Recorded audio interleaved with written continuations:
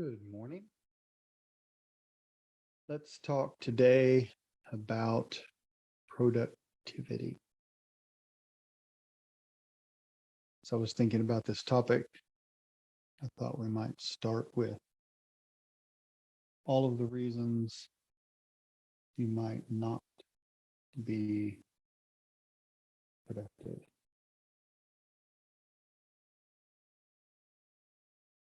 Why aren't you being productive? Um,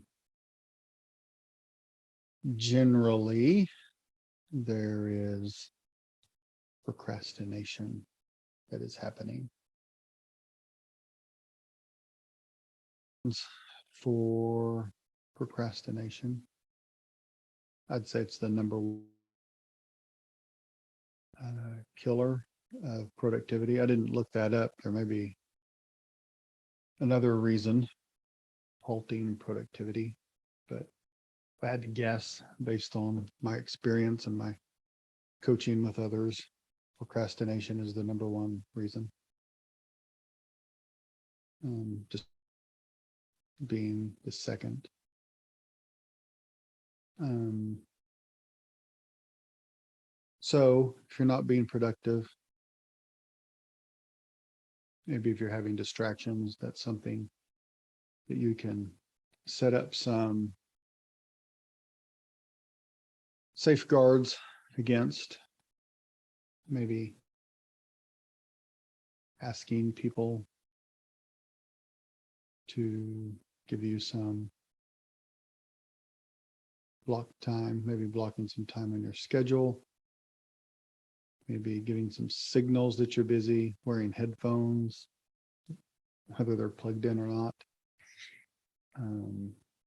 Maybe going somewhere where you're not disturbed.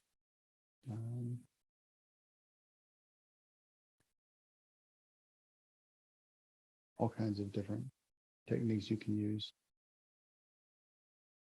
to help with distractions. A lot of it comes down to just developing some courage on your own part. When people are distracting you from your work, just being willing to say, hey, I need to get to work.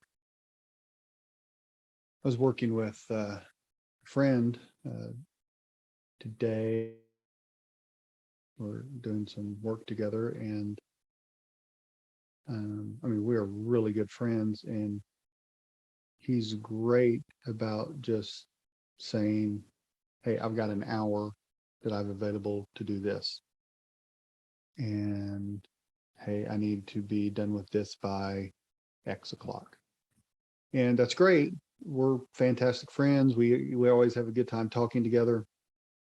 But he's really good about just saying what his availability is and when he needs to get back to whatever else he's working on.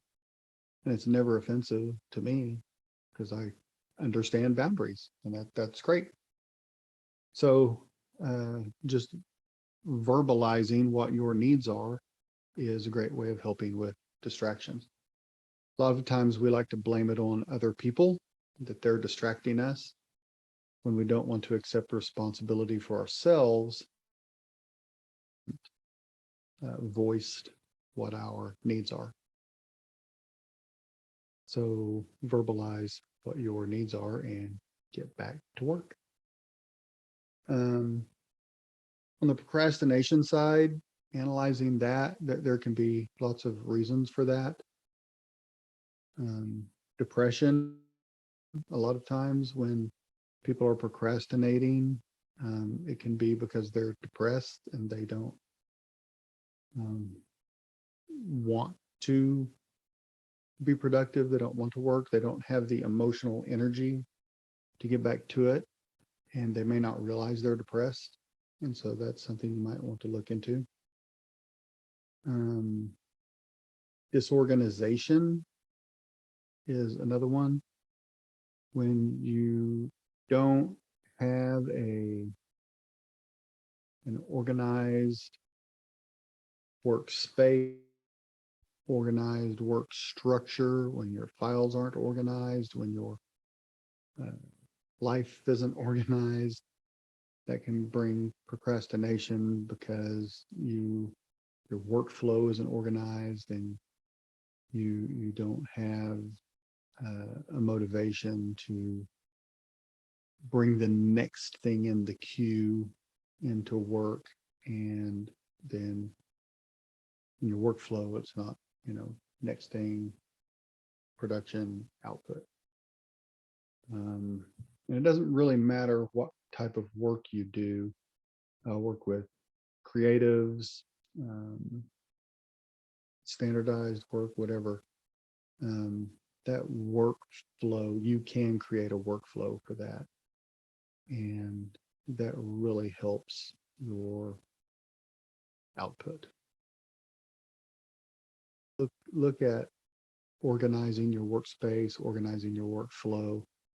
That helps a lot in your creativity.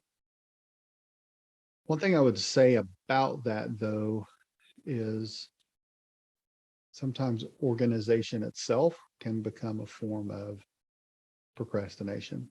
We spend time organizing, spend time creating workflows, we spend time organizing the work rather than working.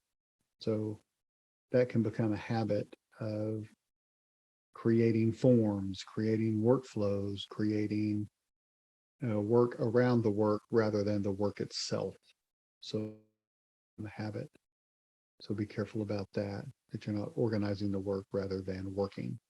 So get it organized, but don't spend a lot of time procrastinating about the work while you're organizing the work. Make sure you're spending most of your time working. The last thing I'll say that can be a procrastinator is fear. A lot of times people have fear of success, actually. A lot of times we think of fear going along with failure, and that can be it. That's possible. As often we have a fear of success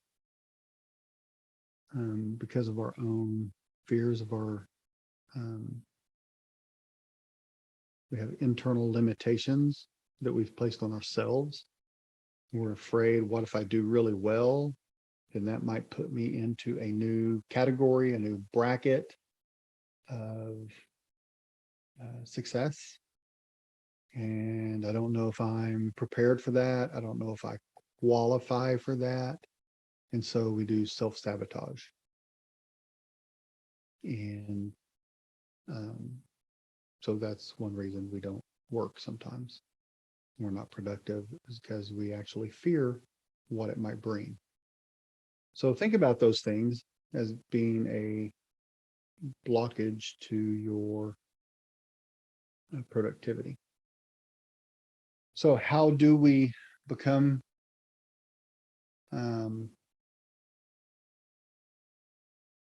sorry, I'm trying to get to my timer here so I got a new phone, and it's it has the face recognition thing. It actually makes it harder to get to my stuff when it goes to black. Anyway, but it's not. So how do we become more productive?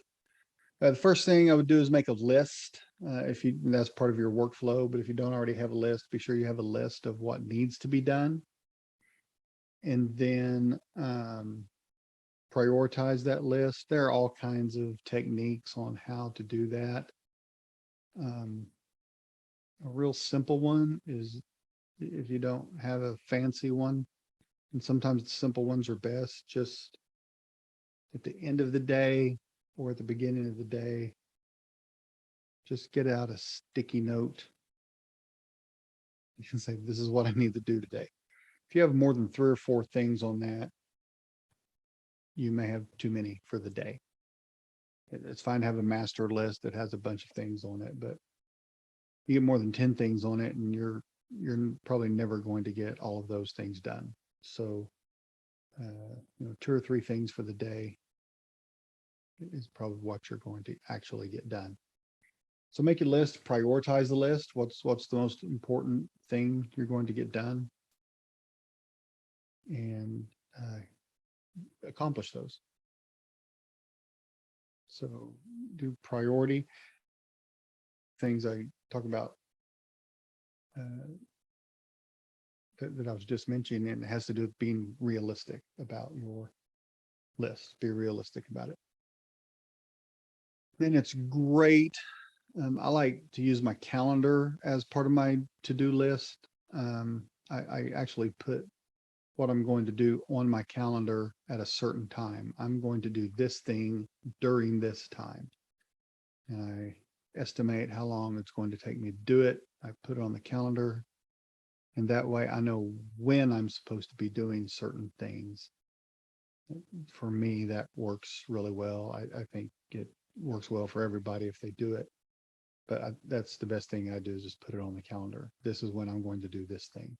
I use my calendar as my to-do list. So rather than just saying, yeah, I'll do that, then instead I'm saying, yeah, this is when I will do that thing. The other reason, not overschedule myself. When I take on a project, by putting it on my calendar, then I know, ooh, I do or I don't have time to do this thing because of what I've already committed to. But if you don't do that, one thing you do is, once you start working on something, set a timer. Setting a timer says, I'm going to work on this for 45 minutes, 20 minutes, 50 minutes, 90 minutes, whatever. Generally, I don't like working on anything longer than 50 minutes without taking a break. But I don't like working on things generally less than about 40 minutes, at least, 40 minutes or taking a break. That gives you a good amount of time to really get in, dig, focus, get into a good zone. About 40 minutes, at least 40 to 50 minutes. Gets you into a good zone, and you're working uninterrupted. Don't take other calls. Don't check email. Don't check your phone. Don't do anything else, but just work without distraction. And you'll be surprised how much you can get done in that 40, 50 minutes if you're not being distracted by anything else. I'm not going to do anything else. Turn off your instant messages, turn off your texts, turn your phone off, whatever, just 40, 50 minutes uninterrupted. And then you can check your messages. You can check the internet. You can do whatever you're going to do. And you can do that for about 10 minutes. And you can get back pretty timely with people in that time. And then set your timer again. I'm going to work now 40 to 50 minutes uninterrupted. Get work done, crank it out, then check your messages again. That's a great way to be productive.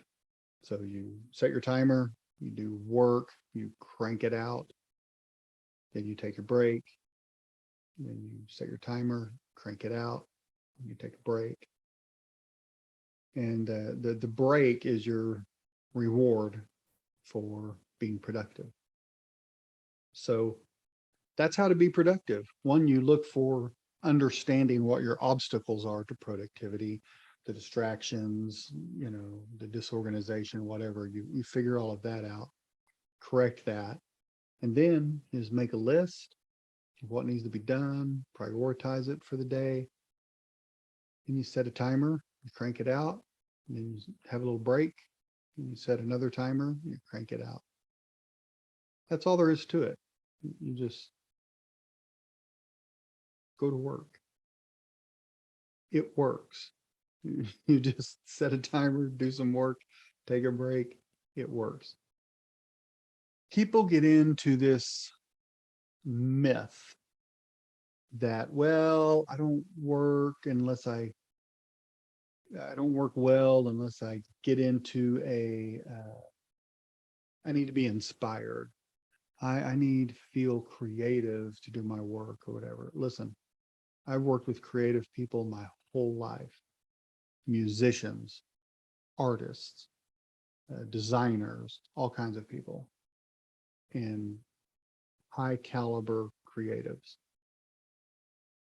They schedule a time to go to work and they do their work and they crank it out. They're very prolific. Um, it doesn't mean that they don't have times of great inspiration. They certainly do. You know, sometimes you wake up in the middle of the night with that inspiration, but by the same token, they get up in the morning, they have a scheduled time, they set their clock and they go to work just like everybody else does. And they're extremely productive. So it's an excuse to say, well, I have to work when I feel inspired.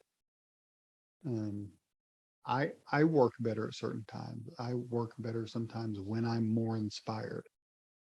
But you can still get things done whenever you have to get things done. So that's productivity. Let's um,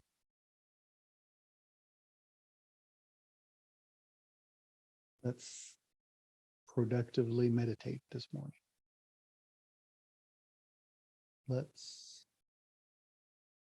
be comfortable where you are in your chair. So sit up straight. Plant your feet nice and grounded. Rest your hands in your lap.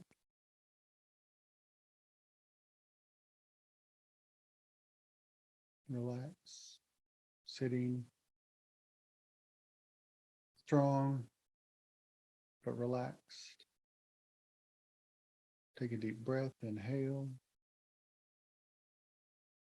and exhale. Inhale. Exhale. One more time. Inhale. Exhale.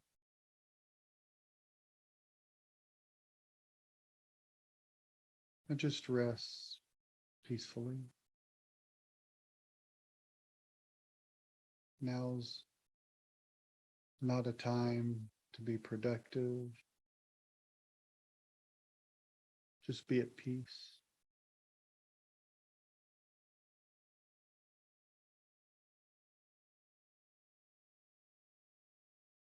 Just let your mind rest, thinking nothing of your breathing except for your breathing. Just breathe regularly.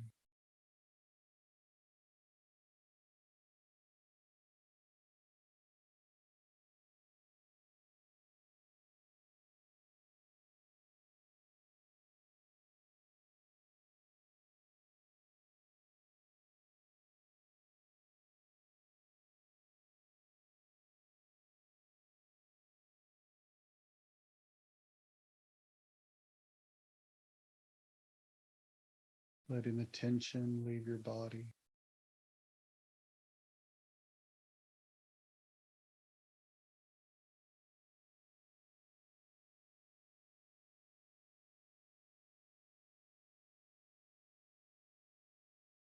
Just let your face relax.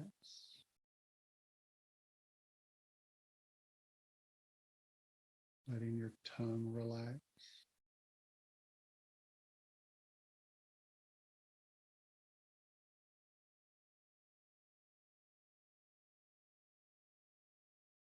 Let your shoulders rest.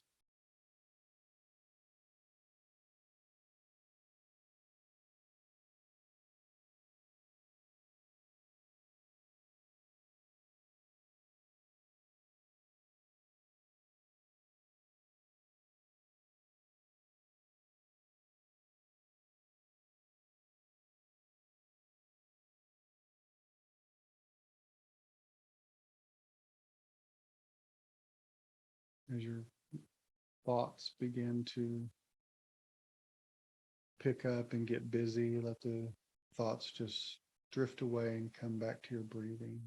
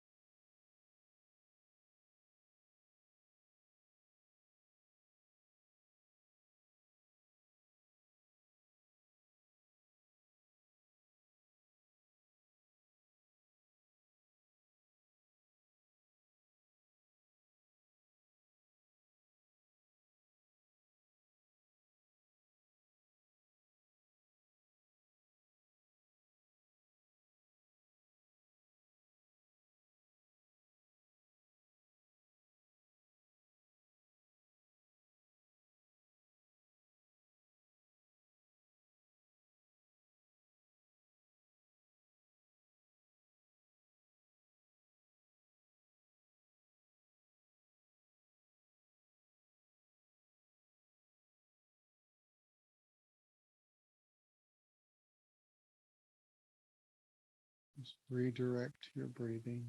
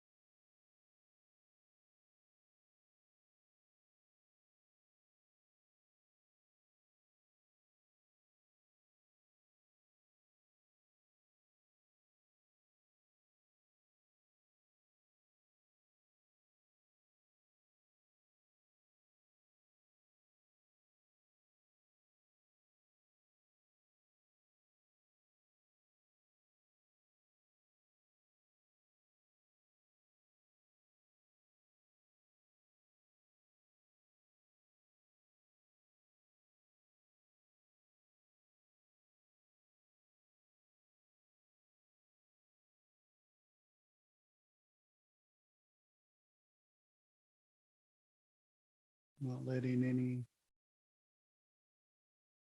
sounds or anything disturb you. Just always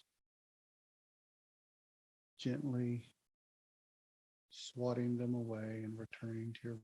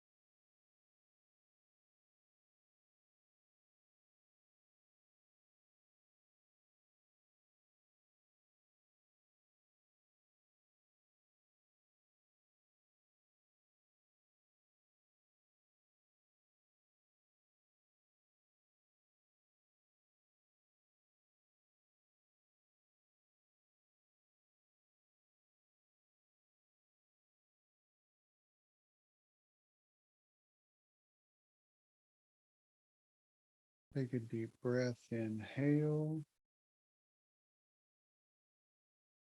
and exhale. And inhale. And exhale. One more time. Inhale. And exhale.